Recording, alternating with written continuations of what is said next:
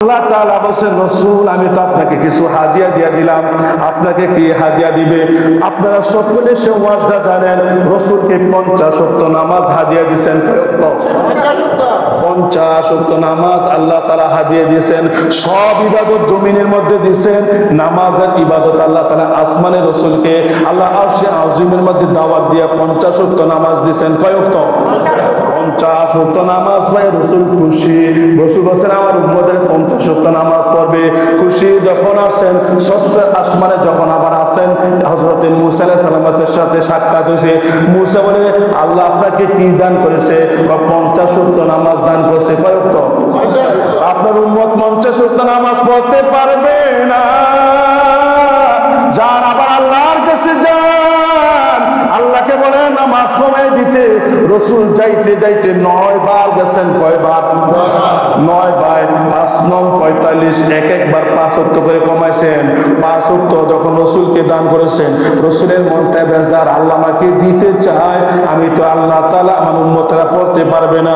রাসূলের মন দেখে আল্লাহ ডাক দেয় হাবিব ও নবী, আমি তো আপনাকে 50 ওয়াক্ত নামাজ দিয়েছিলাম গো হাবিব।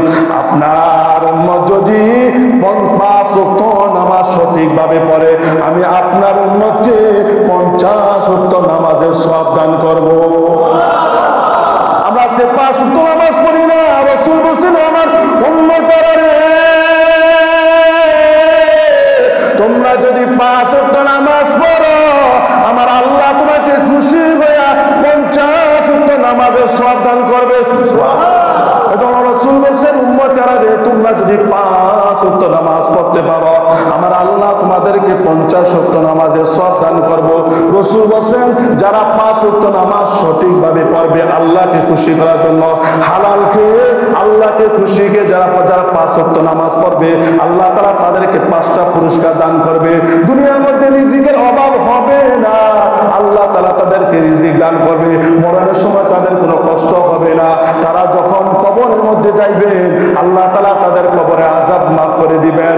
4 নাম্বার হলো তারা যখন হাসরের ময়দানে উঠবে, আল্লাহ তাআলা যারা আল্লাহকে খুশি করার জন্য নামাজ পড়বে, তাদের আমলনামা আল্লাহ তাআলা ডান হাতে দান করবেন। ডান হাতে যারা আমলনামা পাবে তারা কি জান্নাতি না জাহান্নামী? আর যারা জাহান্নামী তাদের আমলনামা দিবে বাম হাতে। কোন হাতে? আল্লাহ তাআলা বলেন, রাসূল বলেন যারা সঠিকভাবে নামাজ পড়বে, হাসরের ময়দানে আল্লাহ তাআলা তাদের আমলনামা ডান হাতে দান করবেন। আর যারা দুনিয়ার আসরের মধ্যে যারা জাহান্নামী হবে, তাদের আমলনামা বাম হাতে দিবেন।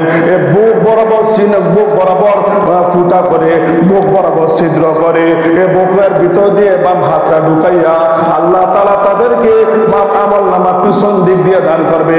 আর তাদের গাড্ডাকে মুছতে বলবে ইকরা কিতাবাক, তুমি তোমার কিতাব পড়ো।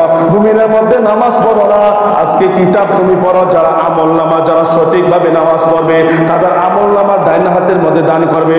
5 নম্বর আল্লাহ তাআলা তাদেরকে ফুলসিরাত ফুল বিদ্যুতের গতিতে পার করে দিবেন।